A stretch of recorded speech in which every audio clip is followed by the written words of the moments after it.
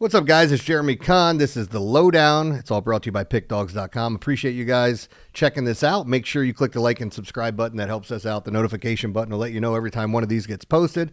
As I always say, I'm trying to get my blocking and tackling out of the way so we can get to the games. Feel like we have a really good spot here today with some of the situations we have in college football. I got 4 games. 2 of them I'm definitely going to be on. We'll talk about that when we get to it, but I feel like this is a really good slate for week 3. And then on top of it, the NFL. I can't wait to kind of break down the NFL for you guys because there's a lot of good spots to attack in the overreaction week 2.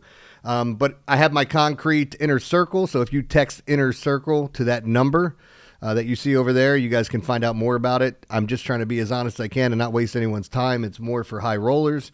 And if you're willing to spend some money and get rated plays, prop plays, late breaking stuff, I don't know if you guys have checked it out. I'm still sitting up top of that leaderboard in the NFL. So seeing the board really well with the NFL, and I feel like we got a couple of great spots this Sunday. As far as Thursday night, I'll do this briefly. I had the Packers under. My prop plays didn't do me justice except for the Romeo Doubs under. And by the way, Doubs had 3 catches on like his first drive or second drive, whatever it was, and then didn't get a reception the rest of the game. I like JCM, good old Bill Jacory. I felt like they were going to give him the ball more, and it just didn't happen, And now with the Austin Eckler being hurt, Achilles injury, and he's going to be out for the year, we'll see how much of good old Bill we see toting the rock for the Commanders.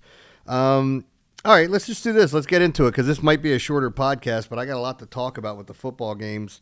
As far as Friday, I was on Colorado in the under. We had talked about that. I liked UCLA. I thought they were going to blow out New Mexico, even though UCLA looks like trash. New Mexico's played nobody, and they're a total rebuild.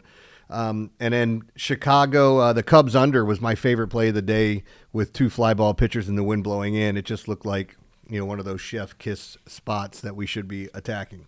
All right, here we are. We started off with East Carolina at Coastal Carolina.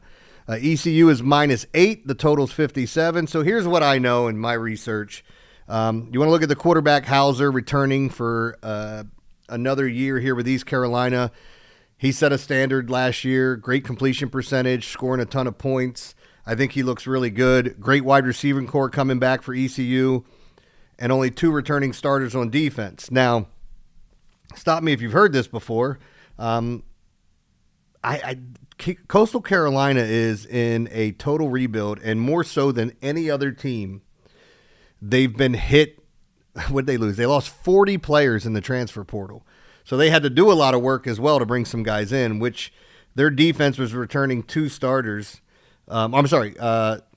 What was it? 6 returning starters on offense, and their defense not so much. Now, with the 6 returning starters on offense, it makes me like this over a little bit more. I mean, I think East Carolina can put up a bulk of this, but I still think Coastal Carolina is going to score. And you look at the games they've played, nothing really to write home about as far as Coastal Carolina. They were blown out by Virginia and then played another team that nobody gives a rat's ass about. But I think the over here looks really good. That's where I would lean. Let's move on to the backyard brawl. That's West Virginia and Pitt.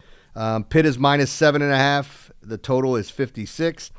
So this is an interesting spot with Pitt. Pitt's returning their, I hate saying 2 best players, but like if you watch offense and you play daily fantasy and all these things, if you're doing it with college football, you definitely know who Eli Holstein and Desmond Reed are. They were 2 guys I was targeting a lot of games last year with because they're explosive. And I thought Reed was a guy catching the ball out of the backfield, running the ball. I don't think they're going to have much trouble with West Virginia defensively. This is a rivalry game. So initially I wanted to take West Virginia plus the points, full disclosure. But I think the over is the way to go, and let's talk about it. As you look at it, Eli Holstein and, of course, Desmond Reed are back. They have a ton of returning players on offense, and I think Pitt's going to be just fine here. If we're talking about West Virginia, you look at it. They lost Ohio. I like the over there too, and neither offense showed up, so maybe it shows you what I know. And then they beat Robert Morris, which, again, means nothing. I like their running back, Jaheim White. They have 1 returning starter on defense. I think the over here looks good as well. So as we're looking at it, I just think that, as we're watching these teams unfold and figuring out who's who, I think the defenses can be attacked here. And, in a lot of these games, Pitt, West Virginia, we've seen some really big shootouts, and we've seen some of these ugly games where it's like 10-7. But I think over the past few years, we've seen more of the high-scoring games. Give me the over. Is a lean for me. USC at Purdue, a battle in the Big Ten. Yeah, that's right. USC in the Big Ten. Here's what I want to say. This is the 4th year for Lincoln Riley, and I do think he's a good coach. I think he's an amazing recruiter. He's got a team that's loaded. We're going to find out how good they are and how well they play together. But as you look at it, they blew out Georgia Southern. What was it? Missouri State. They blew them out. So we really don't know. Not a lot of competition there. Georgia Southern may be a little bit better than some of these smaller schools that other teams are playing and blowing out. USC has a really tough schedule, and the reason I bring that up is they can't afford to lose games that they should win. I don't think there's any worry here against Purdue. Purdue is 2-0, and everybody's going to look at it and go, oh, my God. They beat Southern Illinois, right? I think it's Southern Illinois and Ball State.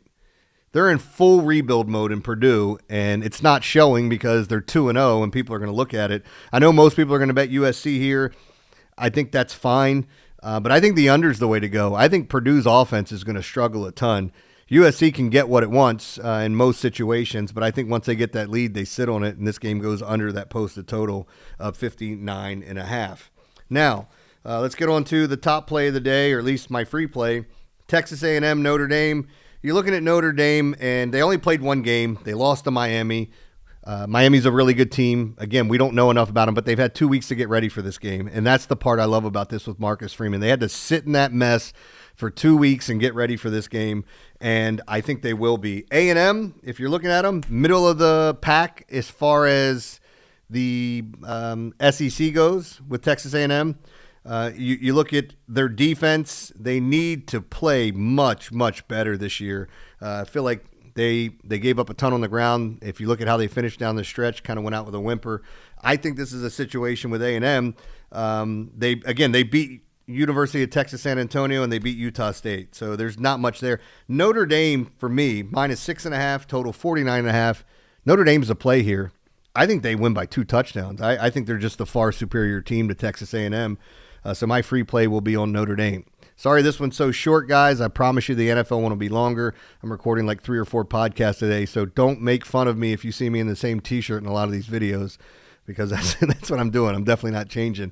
Appreciate you guys watching this. Make sure you check out all the premium plays over at pickdawgz.com. Lots of great handicappers over there. So hope you guys enjoyed this. And again, I know it's short, but I make sure tomorrow's is longer when we talk about the NFL. Appreciate you guys watching.